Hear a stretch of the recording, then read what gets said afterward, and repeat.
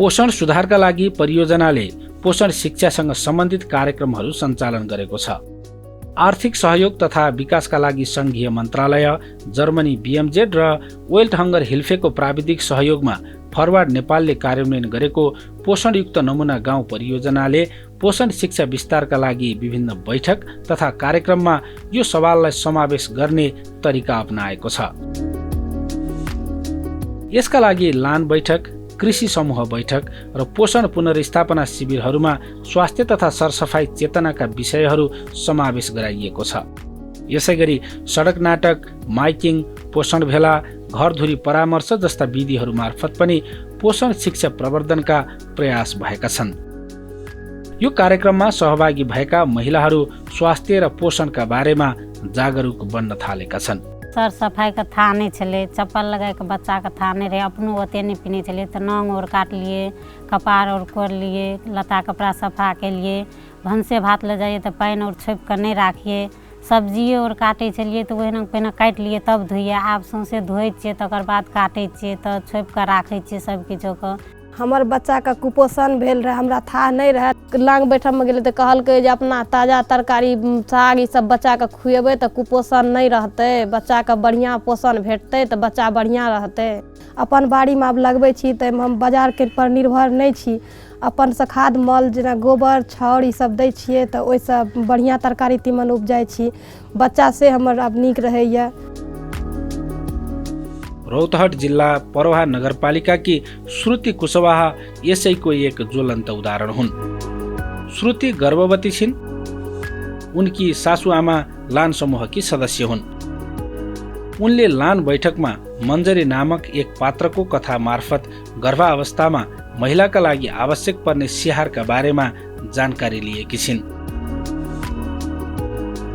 गर्भवती अवस्थामा पोषिलो खाना नखाँदा बच्चा र आमाको स्वास्थ्यमा के असर पुग्दछ भन्ने कुरा राम्ररी बुझेकी उनी आफ्नो बुहारी श्रुतिको राम्रो हेरचाह गर्दछिन्।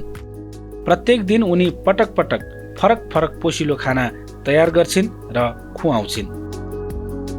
यसका साथै उनीहरू आफ्नो परिवारलाई आवश्यक पर्ने तरकारी, फलफूल, दूध घरमा नै उत्पादन गरी उपभोग समेत गर्दछन्। हमर मम्मी जी लान समूह में सीख के जे आवे छे जे सर सफाई के बारे में सब हाथ केना धोइले, हाथ धो के खाना खाए के पोषण युक्त खाना खियावैले हम मम्मी जी।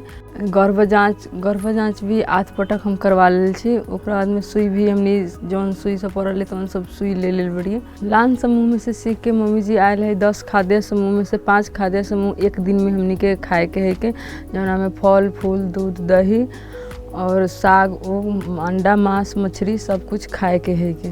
और हमार मम्मी जी जौन लान समूह में सीख के आवल है उनती खाना हमरो बना के खियावल और 10 में से 5 हम खा रहल छी। हमार जौन पेट में के बच्चा भी वो भी स्वस्थ है खाना से। श्रुतिको परिवारले जस्तै अहिले समुदायका अन्य परिवार पनि पोषण शिक्षा कार्यक्रमबाट लाभान्वित भएका छन्। संस्थागत सुत्केरी हाम्रो पालिका गठन हुने बेलामा 40% रहेको संस्थागत सुत्केरी अहिले 70% को हाराहारीमा छ। त्यस्तै गरी पूर्ण स्तनपान गराउनेको संख्या पनि 45% बाट अहिले 76% मा बढेको छ।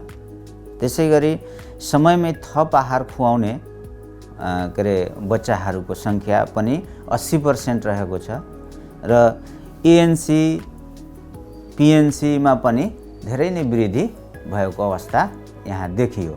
र यो कुराहरूले गर्दा के भयो त भन्दाखेरि मान्छेहरूमा चेतना बढेर गयो र यो सबै चाहिने स्वास्थ्य संस्थासँग सेवा लिने र यो व्यवहारहरू परिवर्तन हुने कामहरू हुँदै गइरहेको अवस्थाले गर्दा पोषणको अवस्थामा पनि सुधार भएको हामीले महसुस गरेका छौँ।